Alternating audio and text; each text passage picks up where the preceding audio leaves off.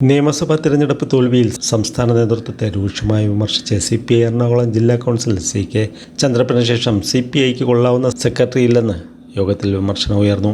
CPI സംസ്ഥാന secretary MV ഗോവിന്ദൻ്റെ ഭാര്യ PK ശ്യാമളയെ തളിപ്പറമ്പിൽ സ്ഥാനാർത്ഥിയാക്കിയതുപോലെ Sathyan Komeri മതാപുരത്ത് ഭാര്യ P വസന്തയെയും സ്ഥാനാർത്ഥിയാക്കി. അതിന് പാർട്ടി കൂട്ടുനിന്നു.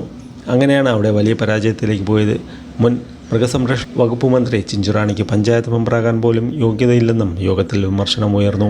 ശനിയാഴ്ച ചേർന്ന എറണാകുളം ജില്ലാ എക്സിക്യൂട്ടീവിലും അതിരൂക്ഷ വിമർശനങ്ങൾ ഉയർന്നിരുന്നു. കൊല്ലം ചടയമംഗലത്ത് നിന്നാണ് ചിഞ്ചുറാണി വീണ്ടും ജനവിധി തേടിയത്. കൊല്ലത്ത് CPIയിൽ വിഭാഗീയത ശക്തമാണ്.